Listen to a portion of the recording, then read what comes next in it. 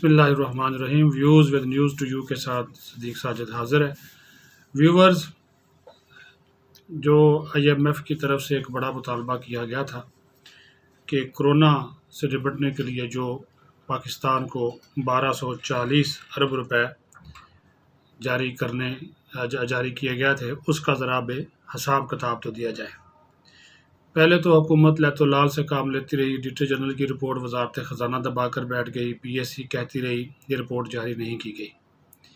لیکن جب پھر IMF کا ڈنڈا آیا اور IMF نے مطالبہ کیا، دباؤ ڈالا، تو اس کو مشروط کر دیا کہ اگر آپ ہمیں اس آڈٹ رپورٹ کو جاری نہیں کریں گے تو ہم آپ کو پیسے نہیں دیں گے، تو حکومت کو یہ جاری کرنی پڑی۔ اب اس میں کم و بیش جو 1240 ارب روپیہ ہے، اس میں سے 40 ارب روپے سے زائد کی سیدھی کرپشن ہوئی ہے، مالی بے ضابطگیاں ہوئی ہیں، بے قاعدگیاں ہوئی ہیں، اوور پیمنٹس ہوئی ہیں، غلط قسم کی خریداریاں جو ہیں وہ کی گئی ہیں۔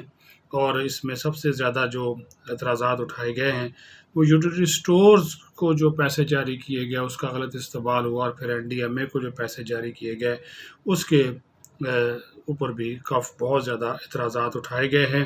اور جو سسٹم کی مالیاتی انٹرنل کنٹرول سسٹم ہے، اس کے اوپر بہت زیادہ تحفظات کا جو ہے وہ اظہار کیا گیا ہے۔ NDMA کے ذریعے 42.5 ملین روپے کی لاگت سے ریسورس مینجمنٹ سسٹم کی تنصیب کی وجہ سے غلط خریداری ہوئی، زیادہ نرخوں پر وینٹیلیٹرز کی خریداری کی وجہ سے سرکاری خزانے کو $1 ملین سے زائد کا نقصان ہوا، اور چین نے 250 بستروں پر مشتمل آئسولیشن ہسپتال اور انفیکشن ٹریٹمنٹ سینٹر کی تعمیر کے لیے $4 ملین کا جو عطیہ دیا تھا، لیکن یہ رقم کبھی استعمال نہیں ہوئی۔ وینٹیلیٹر کی خریداری کی وجہ سے چینی فرموں کو زائد ادائیگی کے معاملات بھی سامنے آئے۔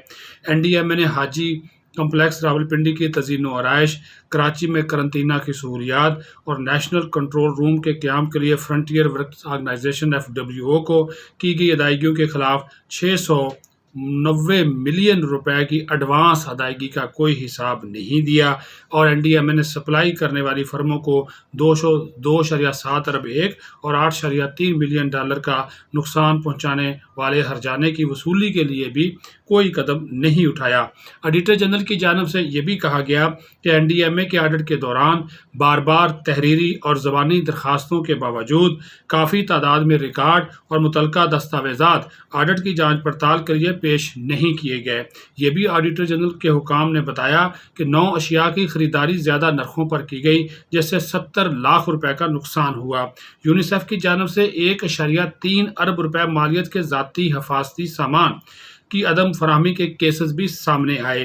بیرون ملک سے واپس آنے والے مسافروں کی نقل و حمل اور کھانے پینے کی اشیاء کے معاملات میں 10 ملین روپے کا فرق بتایا گیا ہے۔ ایک دستخط کنندہ کے ذریعے بینک اکاؤنٹ کا بے قاعدہ آپریشن بھی تھا۔ بینک اکاؤنٹس اور فرموں کو کراس چیک کے بجائے نقد رقم کی بے قاعدگی سے ادائیگی کا معاملہ بھی سامنے آیا۔ دفاعی اخراجات میں آڈیٹرز نے 2 مختلف کیسز میں کووڈ-19 سے متعلق مختص اخراجات میں 1.9 ارب روپے کی بد انتظامی کی نشاندہی کی۔ 200 ملین روپے کے کووڈ-19 کے فنڈز کو واجبات کی منظوری اور دل کی عام ادویات کی خریداری کی طرف موڑ دیا گیا۔ اس کے ساتھ ساتھ دیگر جو پاکستان انٹرنیشنل ایئر لائنز ہے، اس کو 235 ملین روپے کی بے ضابطگی ادائیگی ضروری رسمی کارروائیوں کو پورا کیے بغیر کی گئی۔ ساتھ ہی ساتھ دفاع کے حوالے سے بھی اس میں اعتراضات اٹھائے گئے۔ بے نظیر انکم سپورٹ پروگرام کے لیے دی گئی 133 ارب روپے کی رقم میں سے آڈٹ نے 4,84,402 فائدہ اٹھانے والوں کو 6.6 ارب روپے کی ادائیگیوں کا بھی جائزہ لیا ہے۔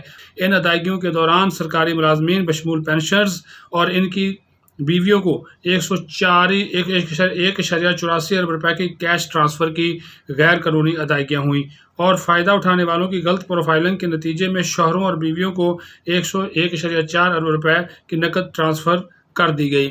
اور جو بات اٹھائی گئی ہے کہ ان کی جانب سے یہ جو آخر میں آڈیٹر جنرل نے ایک سفارش بھی کی ہے کہ ضروری ہے کہ ڈیزاسٹر مینجمنٹ سے نمٹنے سے متعلق سرکاری اداروں کو اپنا علم و مہارت، تربیت اور مشاورت کے ساتھ ساتھ علاقائی اور عالمی ریلیف اداروں کے ساتھ رابطے کے ذریعے اپ گریڈ کرنا چاہیے۔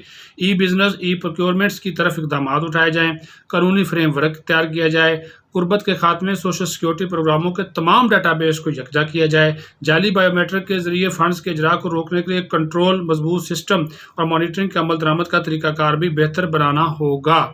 اور یہ بھی کہا گیا ہے کہ جو سفارشات دی گئی ہیں ان پر عمل درآمد کے لیے مناسب اقدامات اٹھائے جائیں۔ اپنا خیال رکھیں، بہت شکریہ۔